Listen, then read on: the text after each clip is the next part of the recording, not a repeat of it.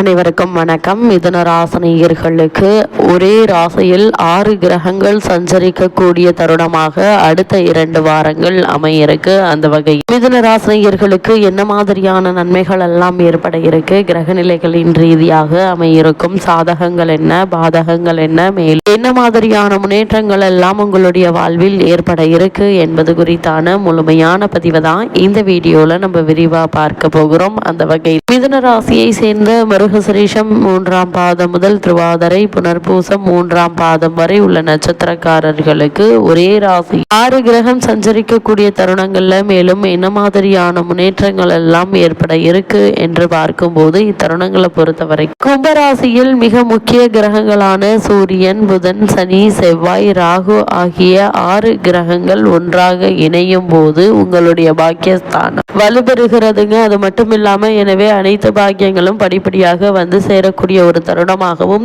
காலகட்டம் அமையிருக்கு. அதே போல் அரசு வேலைக்கு விண்ணப்பித்தவர்களுக்கு புதிய திருப்பங்கள் ஏற்பட இருக்குதுங்க. திருமண வயதை அடைந்தவர்களுக்கு திருமணம் கைகூடக்கூடிய ஒரு தருணமாகவும் இக்காலகட்டம் அமைஞ்சிருக்குது என்பதை கிரக நிலைகள் மீண்டும் மீண்டும் உறுதியளிக்குது. பொருளாதார வளர்ச்சி அதிகரிக்குங்க. தீட்டிய திட்டங்களை வெற்றி பெறுவதற்கான சாத்தியக்கூறுகள் அதிகம் இருக்கு என்பதால் அதற்கான முயற்சிகளை இப்போது நீங்கள் தாராளமாக மேற்கொள்ளலாம். மிதுன ராசினியர்களை பொறுத்த வரைக்கும் இந்த 2 வாரங்கள் முழுவதும் கிரக நிலைகளை ஆராய்ந்து பார்க்கும் போது ராசிநாதன் புதன் இக்காலகட்டத்தினுடைய தொடக்கத்தில் பாக்கியஸ்தானத்தில் சஞ்சரிக்கிறார். கூட்டு கிரக யோக அடிப்படையில் சஞ்சரித்து குருவால் பார்க்கப்படுகிறார். எனவே உங்களுடைய எதிர்பார்ப்புகள் அனைத்தும் நிறைவேறக்கூடிய ஒரு தருணமாக தான் இக்காலகட்டம் அமைஞ்சிருக்குதுங்க. இல்லத்தில் நல்ல சம்பவங்கள் நடைபெறக்கூடிய ஒரு தருணமாகவும் இத்தருணம் அமைஞ்சிருக்குதுங்க. வீடு வாகனங்களை வாங்கும் யோகம் உண்டு. அதே போல் பழைய கடன்கள் இருந்துச்சு அப்படின்னா அவற்றை அடைத்து நிம்மதி பெற வழிபிறக்கக்கூடிய ஒரு தருணமாகவும் அமைகிறதுங்க. அதே போல ஜென்ம ராசியில் குரு வக்ரமாக இருப்பதால் பிள்ளைகளால் சில பிரச்சனைகள் வரலாங்க. அது மாதிரியான நேரங்கள்ல உணர்ச்சி வசப்படாமல் நிதானமாக பொறுமையாக அந்த பிரச்சனையை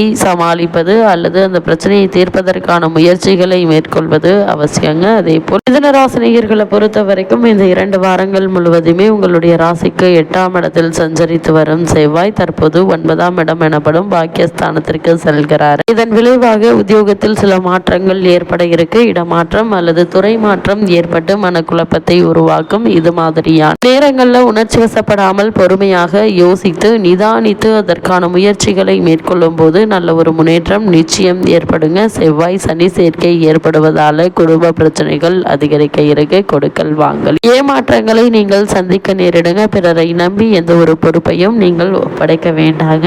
இந்த காலகட்டத்தில் தெய்வ வழிபாடு ஒன்றுதான் உங்களுக்கு நன்மையை அளிக்கும் என்பதையும் கிரக நிலைகள் உறுதியளிக்குது. அதே போல மிதுன ராசினியர்களை பொறுத்த வரைக்கும் உங்களுடைய ராசிக்கு பாக்கியஸ்தானத்தில் சஞ்சரித்து வரும் சுக்கிரன் தற்போது 10ஆம் இடமான தொழில் ஸ்தானத்திற்கு செல்ல இருக்கிறாரு. அது மட்டும் அல்லாம அங்கு உச்சம் பெற்றும் சஞ்சரிக்க போகிறாருங்க. எனவே தொழில் வளம் என்பது சிறப்பாக இருக்குங்க. வாடகை கட்டிடத்தில் நடைபெறும் தொழிலை சொந்த கட்டிடத்திற்கு மாற்றும் முயற்சி கை கூட இருக்குதுங்க. உங்களுடைய ராசிக்கு பஞ்சம விரையாதிபதியானவர் சுக்கிரன் என்பதால பிள்ளைகள் வழியில் விரயங்கள் உண்டுங்க.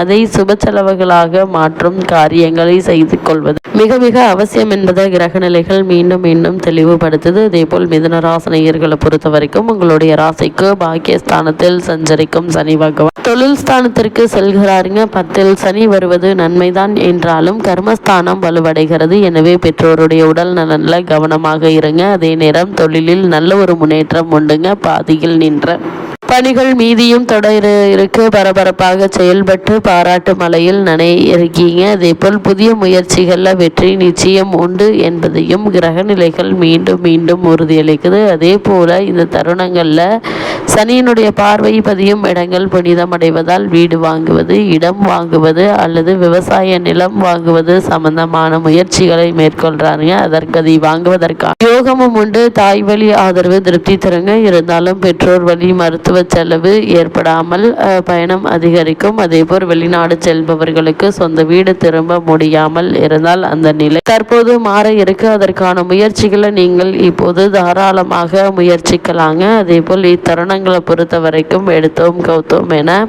தடாலடியாக எந்த ஒரு காரியத்திலும் ஈடுபடாமல் பொறுமையாக நிதானமாக இருப்பது அவசியம் என்பதை கிரக நிலைகள் மீண்டும் மீண்டும் உறுதியளிக்குது. அதே போல் பொது வாழ்வில் உள்ளவர்களுக்கு சந்தர்ப்பங்கள் சாதகமாக அமையுங்க. அதேபோல் வியாபாரம் மற்றும் தொழில் செய்பவர்களுக்கு லாபம் கிடைக்க இருக்கு. உத்தியோகத்தில் உள்ள கலைஞர்களுக்கு புதிய முயற்சிகள்ல வெற்றி நிச்சயம் கிடைக்கும். அதேபோல் மாணவ மாணவிகளுக்கு பெற்றோருடைய ஆதரவு உண்டுங்க. பெண்மணிகளுக்கு கொடிகட்டி பறந்த பிரச்சனை இனி படிப்படியாக குறைய ஆரம்பிக்கும் என்பதை கிரகங்களுடைய சஞ்சார நிலைகள் தெளிவாகவும் உறுதியாகவும் எடுத்துக்காட்டுது. மிதுன ராசினியர்களை பொறுத்த வரைக்கும் உங்களுடைய ராசிக்கு 3 கேது அமர்ந்து காரிய தடைகளை விலக்கி உங்களுடைய முன்னேற்றத்திற்கு வழிவிட இருக்காருங்க இந்த 2 வாரங்கள் முழுவதுமே. அது மட்டும் இல்லாம தன விருத்தி அடைந்து உங்களுடைய கல்வி உத்தியோகம் நல்லபடியாக இருக்கும். சுக்கிரனுடைய சஞ்சாரத்தால் இல்லற இனிமை உண்டுங்க. கணவன் மனைவி அன்பும் அந்யோன்யமும் அதிகரிக்க இருக்கு. குரு ராசியில் அமர்ந்தாலும் அவருடைய பார்வை 5 மற்றும் 7 9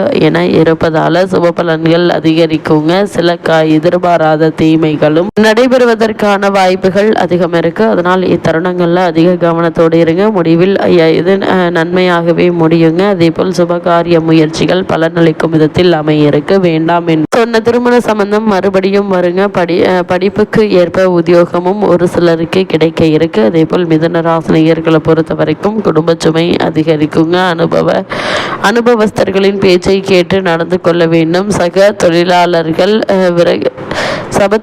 சக தொழிலாளர்களால் பிரச்சனைகள் உண்டுங்க. சிலருக்கு தொழில் மாற்றத்தால் குழப்பம் வரலாம். கொடுக்கல் வாங்கலில் சற்று ஜாக்கிரதையாக இருக்க வேண்டுங்க. பொது வாழ்வில் இருப்பவர்களுக்கு ஏன் நாம் இந்த காரியத்தை செய்து இப்படி கெட்ட பெயர் வாங்க வேண்டும் என்ற எண்ணம் சொல்லும்படியாக நேருங்க. அதனால் அவற்றை பற்றி கவலைப்படாமல் நீங்கள் உண்டு உங்களுடைய வேலை உண்டு என்றிருப்பது நல்லது. இத்தருணங்கள்ல மிதுன ராசினியர்களான உங்களுக்கு கிரக நிலைகளின் ரீதியாக கூறப்படும் பரிகாரம் என்ன என்று பார்க்கும்போது இத்தருணங்கள்ல என்ன மாதிரியான முயற்சிகளை நீங்கள் மேற்கொண்டாலும் நல்ல ஒரு முன்னேற்றம் ஏற்படும். குறிப்பா இந்த 2 வாரங்கள் முழுவதுமே மிதுன ராசினியர்களுக்கு ஜென்ம ராசி வக்ரகதியில் குரு பகவான் சஞ்சரிப்பதால் குடும்ப பிரச்சனைகள் செலவுகள் சம்பந்தமாக அலைச்சல் அதிகரிக்குங்க. ஜென்ம குரு வனத்திலே என்றொரு மூதுரையும் உண்டு. அதனால் இத்தருணங்கள் கவனமாக இருப்பது அவசியங்க. அதே போல ஜனன கால ஜாதகத்தில் குரு பகவான் சுபபலம் பெற்றிராமல் அவரது தசாபுக்திகளும் ஏற்படின் வனவாசத்திற்கு சம்பந்தமான துன்பங்களை அனுபவிக்க வேண்டி இருக்குங்க. அதே போல் இருந்தாலும் ஜோதிட கலையினுடைய உன்னத கருத்தின்படி குரு பகவானால் ஏற்படும் துன்பங்களுக்கு வெகு விரைவில் முடிவும் ஏற்பட இருக்கு. அதனால் மிதுன ராசியில் பிறந்துள்ள அனைவருக்குமே நல்ல ஒரு முன்னேற்றம் ஏற்பட இருக்குதுங்க. குறிப்பாக திருமண சம்பந்தமான முயற்சிகளை மேற்கொண்டு வருபவர்கள் வரனை பற்றி விசாரித்து ஆராய்ந்து அதற்கு பிறகு வரனை நிச்சயிப்பது உங்களுடைய எதிர்கால வாழ்க்கைக்கு மிக மிக நல்லது என்பது கிரகநிலைகள் மீண்டும் மீண்டும் தெளிவுபடுத்துது. மிதுன ராசினியர்களுக்கு கிரகநிலைகளின் ரீதியாக கூறப்படும் பரிகாரம் என்ன என்று பார்க்கும்போது வியாழக்கிழமை தோறும் அருகிலுள்ள திருக்கோவில் ஒன்றில் தீபத்தில் சிறிது பசுனை சேர்த்து வந்தால் எண்ணற்ற நன்மைகள் உங்களுடைய வாழ்வில் நிச்சயம் ஏற்படும் என்பதை கிரகநிலைகள் உறுதியளிக்கும்.